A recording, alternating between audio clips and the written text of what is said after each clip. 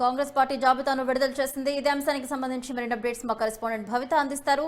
భవిత, చెప్పండి, ఎవరెవరకు అవకాశం కల్పించారు? జాబితా అయితే విడుదల చేసినట్టు తెలుస్తోంది కాంగ్రెస్ పార్టీ, డీటెయిల్స్ ఏంటి?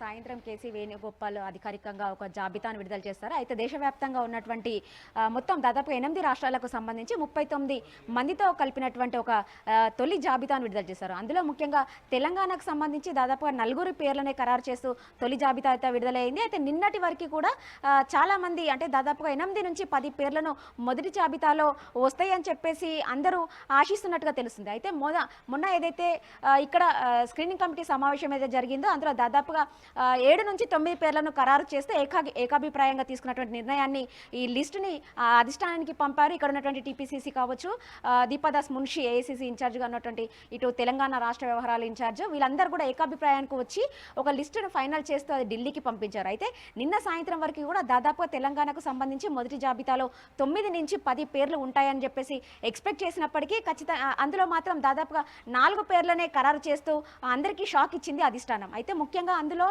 ఉన్నటువంటి 4 పేర్లు అయితే మహబూబ్ నగర్ నుంచి వంశీచంద్ర రెడ్డిని ఫైనల్ చేసింది. అంతేకాకుండా మహబూబాబాద్ నుంచి మాత్రం బలరాం నాయక్ను ఫైనల్ చేస్తూ లిస్టు విడుదల చేసింది. అంతేకాకుండా నల్గొండ నుంచి జానారెడ్డి పెద్ద కుమారుడైనటువంటి రఘువీరారెడ్డిని, అంతేకాకుండా జహీరాబాద్ నుంచి సురేష్ షట్కర్ని పేర్లు అనౌన్స్ చేస్తూ ఒక జాబితా అయితే విడుదల చేసింది. ఈ 4 విషయానికి వస్తే మాత్రం జహీరాబాద్ నుంచి సురేష్ షట్కర్ మాత్రం ఏదైతే లాస్ట్ అసెంబ్లీ ఎన్నికల్లో చివరి నిమిషం వరకు పార్టీ అతన్నే పేరు ప్రస్తావించింది. అయితే లాస్ట్ మినిట్లో అతన్ని తీసేస్తూ సంజీవ్ రెడ్డికి అధిష్టానం టికెట్ని ఇచ్చింది. అయితే ఈ నేపథ్యంలో ఖచ్చితంగా వచ్చేటువంటి లోక్సభ ఎన్నికలకు సంబంధించి ఖచ్చితంగా నీకు టికెట్ ఇస్తామని చెప్పేసి అప్పుడు హామీ ఇవ్వడం జరిగింది. అందుకే అంటే ఆ నేపథ్యంలోనే ఈసారి ఖచ్చితంగా ఈ ఎంపీ ఎలక్షన్కి సంబంధించి ఈ సీటును మాత్రం సురేష్ షట్కర్కి ఫైనల్ చేస్తూ నిర్ణయం తీసుకుంది. ఇంకా వంశీచంద్ర రెడ్డి ఆల్రెడీ ఇంతకుముందుకు 2014లో ఇక్కడ అభ్యర్థిగా ఉన్నారు, ఎంపీ అభ్యర్థిగా ఉన్నారు. అయితే 2019లో పోటీ చేసి ఓడిపోయారు. ఈసారి మళ్ళీ అతన్నే తెరపైకి తెస్తూ ఫైనల్ లిస్ట్ అయితే విడుదల చేసింది. ఎందుకంటే తక్కువగా పోటీ ఉన్న జిల్లా నియోజకవర్గం ఏదైనా ఉందంటే అది మహబూబ్ నగర్ జిల్లా. అందులో 4 పోటీలో ఉండటంతో ఖచ్చితంగా ఇతన్నే ఫైనల్ చేస్తూ ఇంతకుముందుకే పీసీసీ అయినటువంటి రేవంత్ రెడ్డి కూడా ప్రకటించిన విషయం మనకు తెలిసిందే. దీనినే ఏఐసీసీ కూడా ఫైనల్ చేస్తూ నిన్న జాబితాలో ఇతని నేమ్ కూడా మెన్షన్ చేసింది. అంతేకాకుండా నల్గొండ నుంచి జానారెడ్డి కుమారుడు మొదటిసారి ప్రత్యక్ష రాజకీయాల్లో పాల్గొనబోతున్నారు. గతంలో అంటే టీపీసీసీగా పనిచేశారు. 2021 నుంచి ప్రత్యక్ష రాజకీయాలు అంటే కాంగ్రెస్ నుంచి ప్రధాన కార్యదర్శిగా పనిచేస్తున్నారు. అయితే ఈసారి ఎంపీగా పోటీ చేస్తూ మొదటిసారి బరిలో ఉంచబోతుంది ప్రత్యక్ష రాజకీయాల్లో. ఇంకా మిగతా అయినటువంటి మహబూబాబాద్ సంబంధించి బలరాం నాయక్ కూడా గతంలో కేంద్ర మంత్రిగా పనిచేశాడు, ఎమ్మెల్యేగా పనిచేసిన అనుభవం ఉంది. అంతేకాకుండా ఒకసారి లాస్ట్ టైం ఎమ్మెల్యేగా పోటీ చేసి ఓడిపోయిన పరిస్థితి ఉంది. అయితే అక్కడ బలమైన అభ్యర్థి బలరాం నాయక్ అని చెప్పేసి వాళ్ళ పేర్లు కూడా అనౌన్స్ చేయడం జరిగింది. అయితే దాదాపుగా మొదట ఈ 4 పేర్లకు సంబంధించి ఎలాంటి సందేహం లేని నియోజకవర్గాలు అని చెప్పేసి భావించి 4 పేర్లను విడుదల చేస్తూ ఒక జాబితా అయితే విడుదల చేసింది. మిగతాకు సంబంధించి దాదాపుగా 17 నియోజకవర్గాలకు సంబంధించి కేవలం 4 పేర్లు అనౌన్స్ చేసింది. మిగతా 13 నియోజకవర్గాలకు సంబంధించి మాత్రం ఒక ఉత్కంఠ అయితే నెలకొంది. అయితే నిన్నటి వరకు దాదాపుగా 10 మంది పేర్లను ఖరారు చేస్తూ ఏదైతే ఫైనల్ అంటే వీళ్ళే ఫైనల్ అని చెప్పేసి మీడియాలో వచ్చినటువంటి కథనాల ప్రకారము అభ్యర్థుల లిస్టు కొంత మేరకు వాళ్ళకి సంతృప్తి చెందిన విషయం మనకు తెలిసిందే.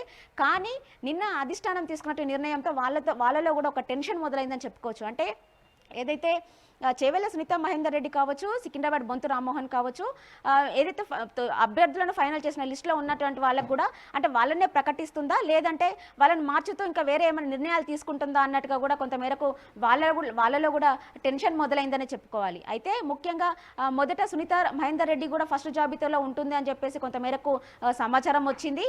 అయితే లాస్ట్ మినిట్లో మాత్రం కేసీ వేణుగోపాల్ తొలి జాబితా విడుదల చేసినప్పుడు మాత్రం సునీత మహేందర్ రెడ్డిని హోల్డ్లో పెట్టినట్టుగా సమాచారం ఇచ్చారు. అయితే భవిత, అసంతృప్తులు మరి పరిస్థితి ఏంటి? అసంతృప్తులు కూడా వాళ్ళు పదవుల కోసం ఆశపడే ఉంటారు, ఖచ్చితంగా పార్టీకి మేము కష్టపడి పనిచేశామని అనుకుంటారు. మరి అసంతృప్తులకు సంబంధించి మన అధిష్టానం ఎటువంటి నిర్ణయం తీసుకుంటుందని అనుకోవచ్చు?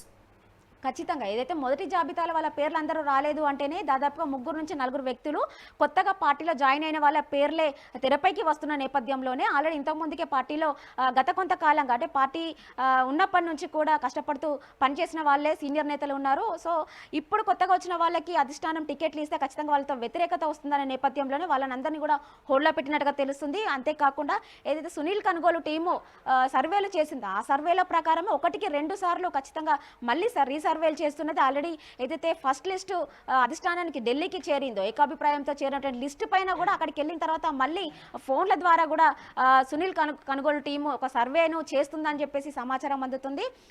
ఈ నెల అంటే ఇప్పుడు ఎల్లుండి జరగబోయేటువంటి మళ్ళీ ఒక సిఈసి సమావేశం జరగనుంది కాంగ్రెస్ కేంద్ర ఎన్నికల సంఘం. అయితే ఈ సమావేశంలో మరొక 6 పేర్లను ప్రకటించే అవకాశం ఉన్నట్టుగా తెలుస్తుంది. ఏదైతే మనము దాదాపుగా నిన్నటి వరకు కూడా అనుకున్నటువంటి 9 నుంచి 10 నియోజకవర్గాలు ఏవైతే అనుకున్నామో మిగిలినటువంటి 6 నియోజకవర్గాలకు ఎల్లుండి ఫైనల్ చేస్తుందనే విషయం అయితే కొంత మేరకు ఇన్ఫర్మేషన్ అయితే వస్తుంది. అందులో వీళ్ళందరూ కూడా ఉన్నారు. అయితే ఈ అందరిలో ఉన్నటువంటి వాళ్ళలో 3 పేర్లు మెయిన్గా సికింద్రాబాద్ బొంతు రామ్మోహన్, చేవెళ్ళ సునీత మహేందర్ రెడ్డి, మల్కాజ్గిరి కంచర్ల చంద్రశేఖర్. అయితే వీళ్ళ ముగ్గురిని పేర్లు కూడా ప్రస్తావనకు వస్తే ఖచ్చితంగా అక్కడ ఉన్నటువంటి సీనియర్ నేతలు కొంత మేరకు నిరాశకు లోన్ అవుతున్నారని చెప్పేసి ఖచ్చితంగా వాళ్ళ పేర్లు కూడా మారుస్తుందా అనే విషయం మాత్రం ఖచ్చితంగా వేచి చూడాల్సిన విషయం అయితే మనకు ఉంది భవాని.